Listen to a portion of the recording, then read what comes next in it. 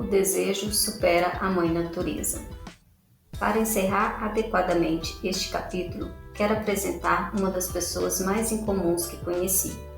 Eu o vi pela primeira vez há 24 anos, poucos minutos após seu nascimento.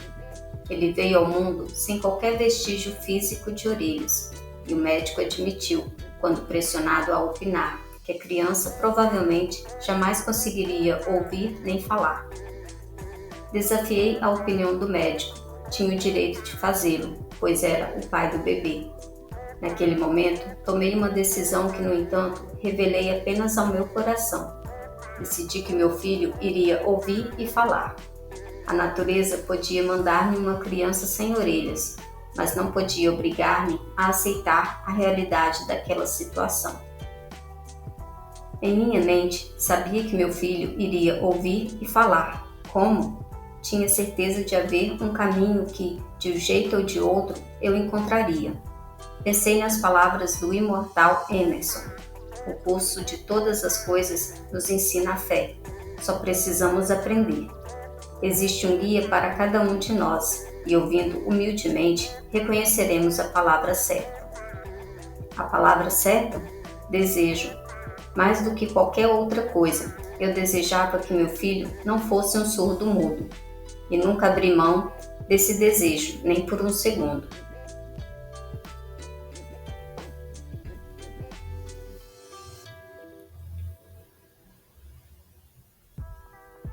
Muitos anos antes, eu havia escrito: as únicas limitações são aquelas que estabelecemos em nossa mente.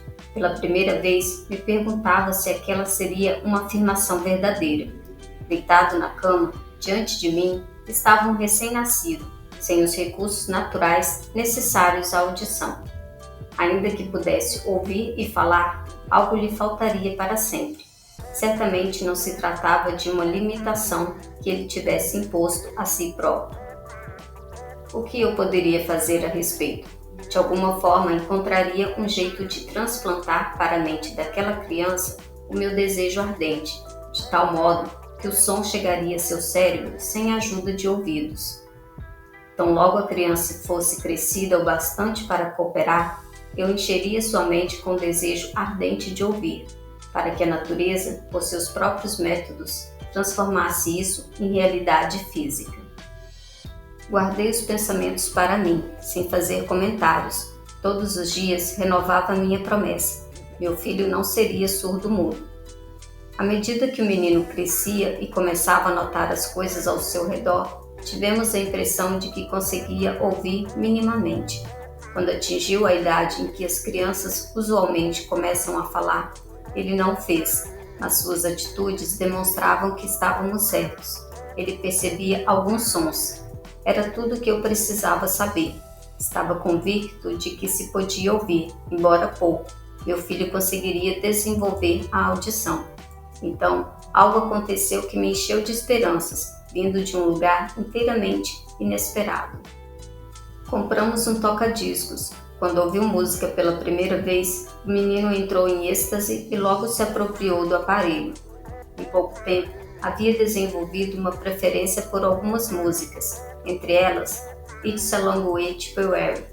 Certa vez fez tocar o disco por quase 2 horas, em que ficou de pé diante do aparelho, com os dentes cravados na beira da caixa de som. Só alguns anos mais tarde, compreendemos o significado desse hábito desenvolvido por ele, porque na época ainda não tínhamos ouvido falar do princípio da condução óssea do som. Pouco tempo depois de meu filho ter se apropriado do toca-discos, descobri que ele me ouvia com razoável clareza quando eu falava com os meus lábios, tocando o seu osso mastoide, ou na direção da base de seu cérebro. Essas descobertas me deram os meios necessários para que eu começasse a realizar o desejo ardente de ajudar meu filho a desenvolver a audição e a fala. Nessa época, ele arriscava falar certas palavras. A perspectiva estava longe de ser animadora, mas o desejo apoiado pela fé não conhece a palavra impossível. Certo de que ele podia ouvir com clareza o som da minha voz, comecei imediatamente a transferir para sua mente o desejo de ouvir e falar. Logo descobri que o menino gostava que eu lhe contasse histórias na hora de dormir. Assim, pus mãos à obra, criando histórias destinadas a desenvolver nele a autoconfiança, a imaginação e o intenso desejo de ouvir e ser normal. Havia especialmente uma história que eu enfatizava, dando-lhe novas e dramáticas cores a cada vez que a contava. Com isso, tentava plantar na mente da criança o pensamento de que sua deficiência não era uma desvantagem, mas um recurso de grande valor.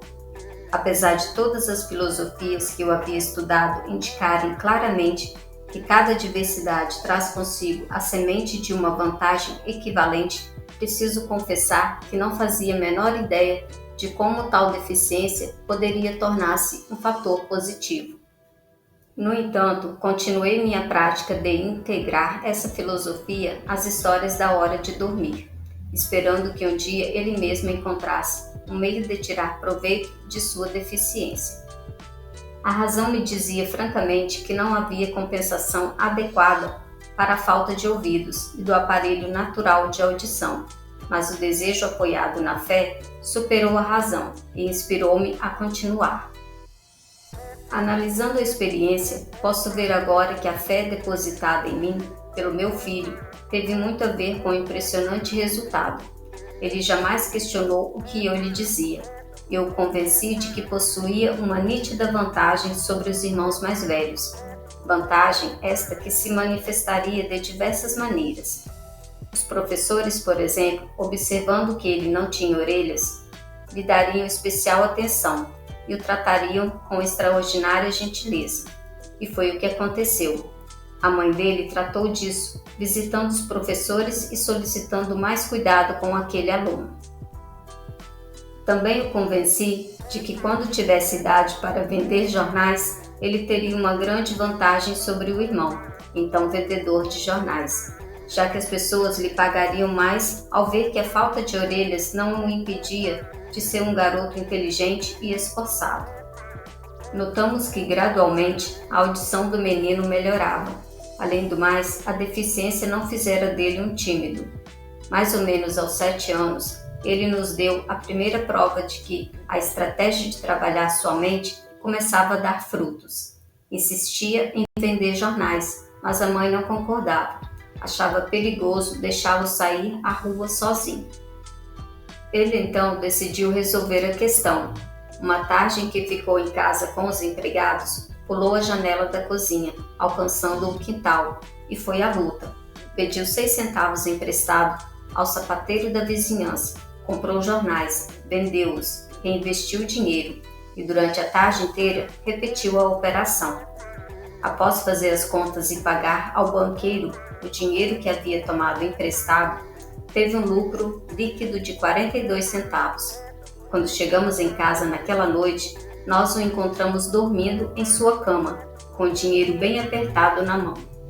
Então a mãe abriu-lhe a mão, pegou as moedas e chorou. Chorar pela primeira vitória do filho parecia tão inadequado. Minha reação foi inversa. Ri alegremente, porque soube que o esforço para plantar na mente daquele menino uma atitude de autoconfiança fora bem sucedido. Sua mãe viu um pequeno menino surdo que, em seu primeiro empreendimento, tinha ido para as ruas sozinho e arriscado a vida para ganhar dinheiro.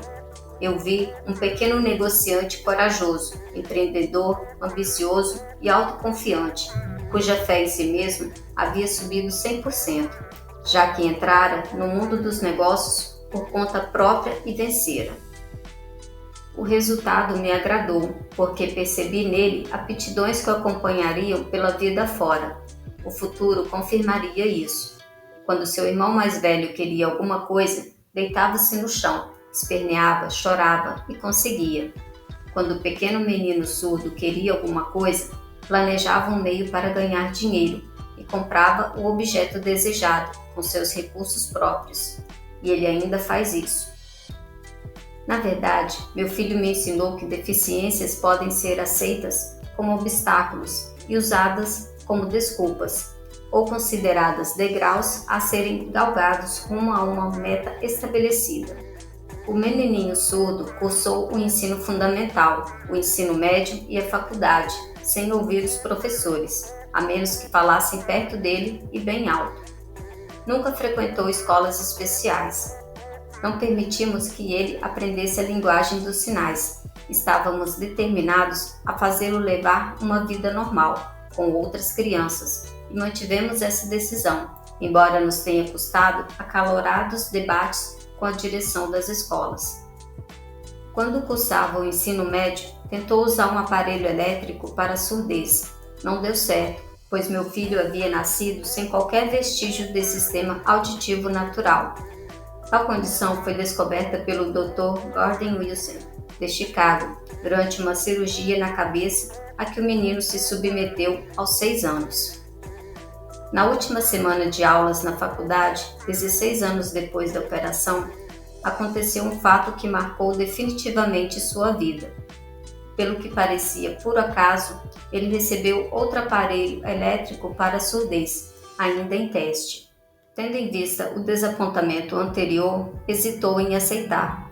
Finalmente, sem muito interesse, pegou o aparelho, colocou-o no ouvido, ligou a bateria e pronto.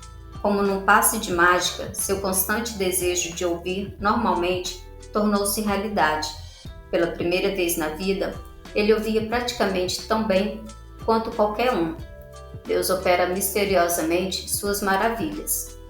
Deslumbrado pelo mundo diferente que o novo aparelho lhe apresentou, ele correu ao telefone, ligou para a mãe e ouviu perfeitamente a voz dela.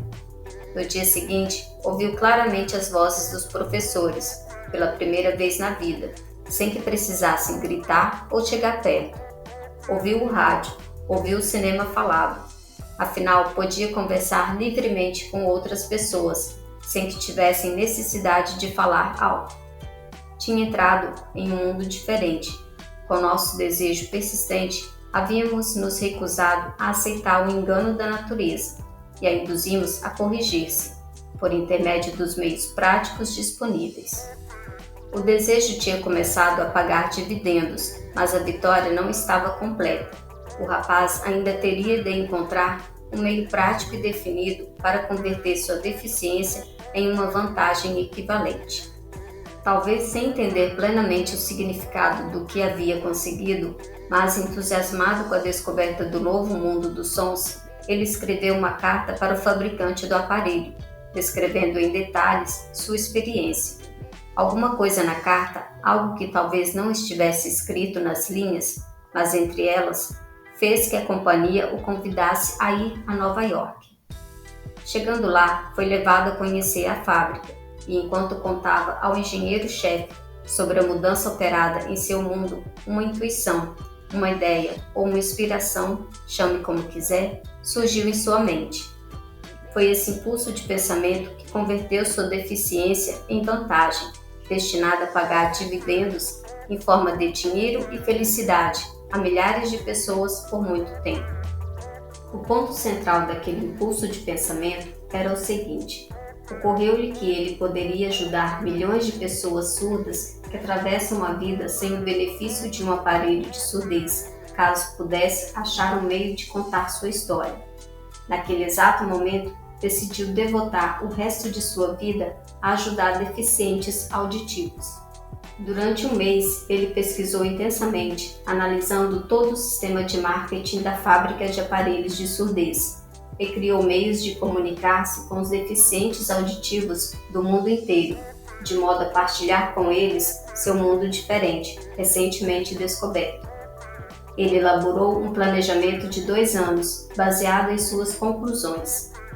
Quando apresentou o plano à companhia, foi-lhe imediatamente oferecido um cargo para que conseguisse levar o plano adiante. Ao começar o trabalho, nem sonhava estar destinado a levar esperança e alívio a milhares de deficientes auditivos, que sem sua ajuda estariam condenados para sempre ao silêncio. Pouco depois de tornar-se sócio do fabricante de aparelhos, ele me convidou a assistir a uma aula oferecida pela empresa para ensinar deficientes auditivos a ouvir e a falar. Apesar de desconhecer o método, fui à aula. Eu me sentia um tanto cético, porém tinha esperanças de não estar perdendo tempo. O que vi me levou a entender melhor o que eu havia feito para despertar e manter vivo na mente do meu filho o desejo de ouvir normalmente.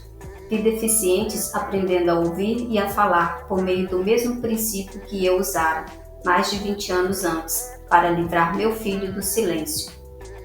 Assim, uma estranha volta da roda do destino, Blair e eu estávamos destinados a auxiliar aqueles que ainda nem haviam nascido, por sermos os dois únicos seres humanos que eu sabia, a estabelecer definitivamente o fato de que uma deficiência poderia ser corrigida a ponto de permitir uma vida normal. Se havia sido possível para um, seria possível para outros. Não tenho dúvidas de que Blair teria sido um surdo-mudo por toda a vida se sua mãe e eu não tivéssemos moldado sua mente como fizemos. O próprio médico que fez o parto disse, confidencialmente, que a criança poderia nunca ouvir ou falar. Há pouco tempo, o Dr. Irving Voorhees, um notável especialista em casos semelhantes, examinou Blair muito cuidadosamente. Ficou espantado ao verificar como meu filho ouve e fala bem, pois, segundo ele, o exame indicava que, teoricamente, o rapaz não seria capaz de ouvir de forma alguma. Mas ele ouve, apesar de os raios-x demonstrarem que não existe qualquer abertura no crânio que permita a ligação entre som e cérebro.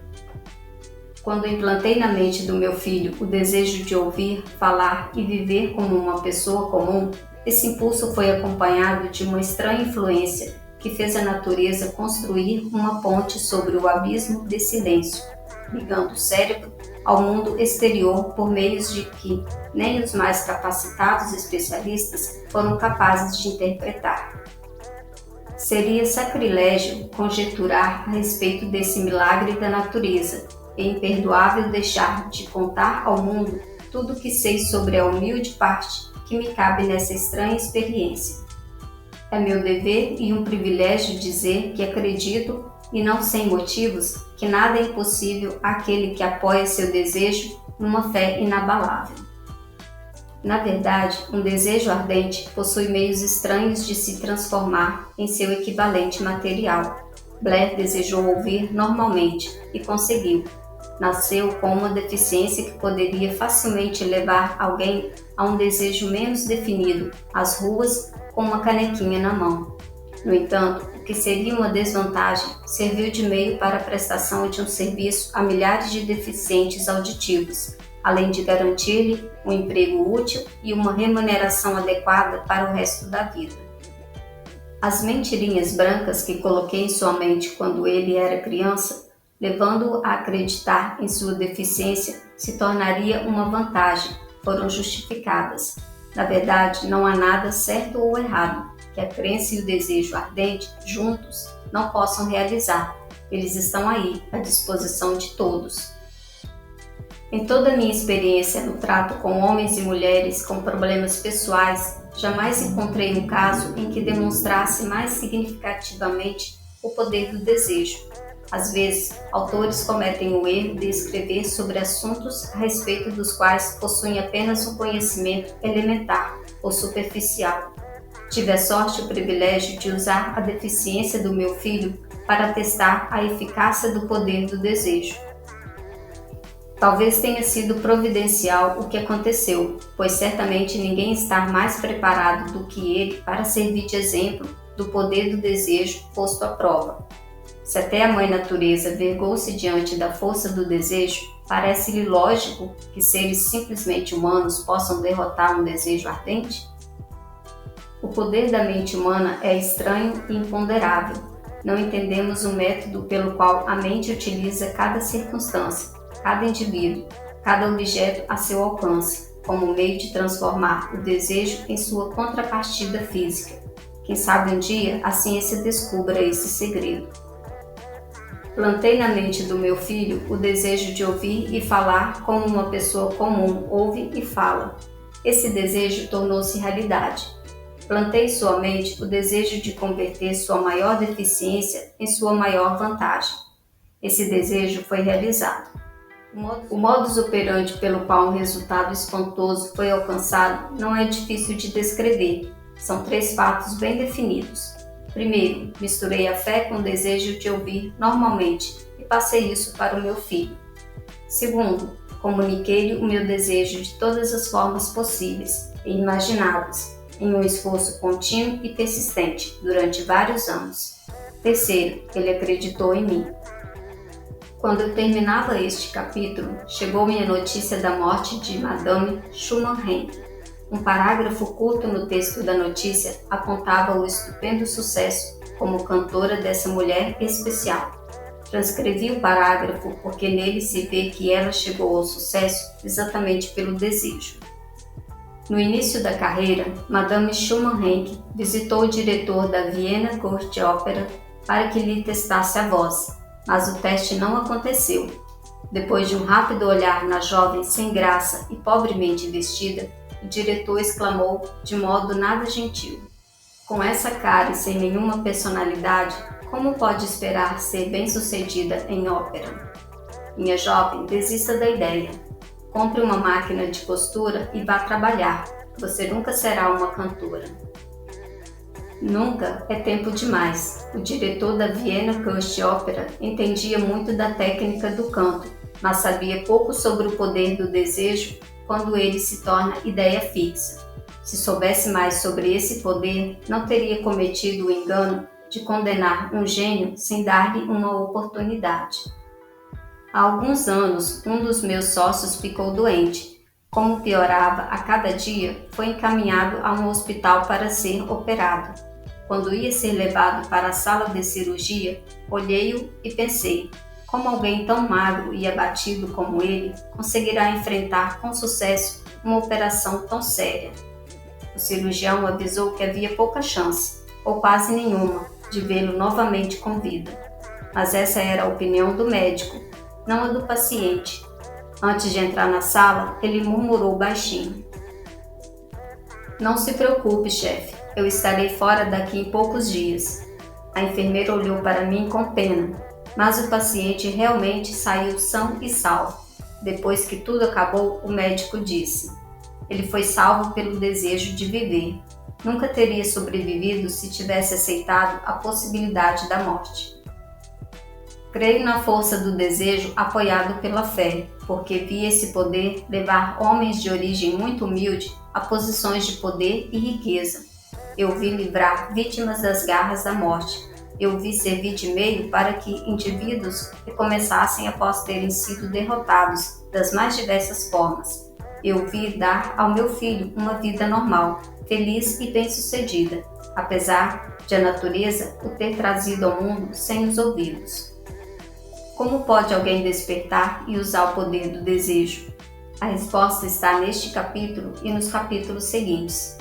Esta mensagem chegou ao mundo ao fim da mais longa e talvez mais devastadora crise econômica que os Estados Unidos já conheceram. Seria razoável supor que chamasse a atenção, principalmente daqueles que perderam fortunas, de outros que ficaram sem emprego e de muitos que precisaram reorganizar seus planos e recomeçar. A todos esses, gostaria de transmitir a ideia de que toda realização, qualquer que seja sua natureza ou seu objetivo, precisa começar com um desejo ardente e intenso por algo definido. Por intermédio de algum estranho e poderoso princípio de química mental, nunca revelado, a natureza integra ao impulso de um forte desejo aquele algo mais, que não reconhece a palavra impossível e não aceita o fracasso. Olá, ouvintes do canal. Nesse tópico, vemos que Napoleão Hill coloca em prática a ciência que aprendera com os seus entrevistados de sucesso. Ao ver a condição que nascera seu filho, acredito que Napoleão se viu desafiado pela vida a testar e comprovar tudo o que havia registrado em seus documentos, com anos de pesquisas e testemunhos de pessoas de sucesso que, de forma diferente a que Napoleão se encontrava, se viram um dia diante de um grande desafio, como se a vida exigisse acreditar no sobrenatural, ou seja, tomar uma atitude fora da curva. Atitude essa que, de tão inacreditável, se sentiram isolados como um peixe fora da água, um estranho para os que o cercam. A verdade é que não existe ideias mirabolantes. O que existe são pessoas que, de tempos em tempos, saem fora da curva e começam a trilhar um caminho que a grande massa julga anormal ou inconsistente, até que são pegos de surpresa com uma reviravolta extraordinária, a ponto de se esquecerem que julgavam estar na contramão. Depois que o louco prova o contrário, instantaneamente o louco se torna gênio, passando a ser ovacionado por seu sucesso e por suas conquistas. Quem age assim vivencia a fé verdadeira. Não existe fé sem ação. Quando acreditamos em algo, temos que praticar e endossar tal posição. Temos que seguir em frente mesmo com a falta de apoio de parentes e amigos. Uma sugestão bem sincera para levar para uma vida toda é: não caminhe com pessoas que não compartilham dos mesmos sonhos que os seus. Essa simples dica te privará de muitas decepções e fará com que avance mais rápido rumo aos seus objetivos. É importante sabermos o que desejamos e trabalhar para que se realize. Quando definimos qual é o nosso desejo ardente a ser trabalhado, entrando em ação, o universo fará a sua parte sem fazer exigências. É preciso que façamos a nossa parte para que o universo faça dele. Deus ou universo, não sei como deseja chamá-lo, não compactua com confusão mental. Ou seja, viver no automático não se realiza grandes feitos.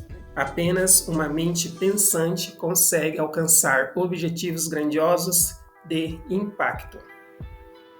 Vemos aqui a história da Madame Schumann-Heink, com seu estupendo sucesso durante toda a sua carreira, que sempre soube o que pretendia fazer e investiu todos os seus esforços até obter êxito, ignorando opiniões contrárias e superando obstáculos.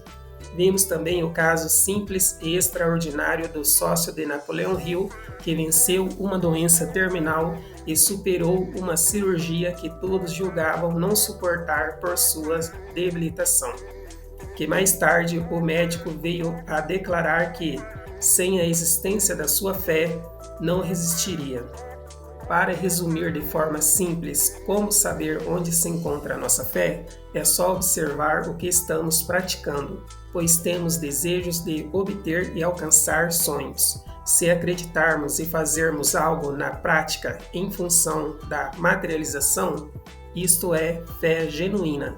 E quanto mais intensidade colocarmos nesse objetivo, mais rápido há de materializar, ou seja, Deus fará com que o universo comece a convergir a nosso favor para que alcançamos quaisquer que seja o objetivo.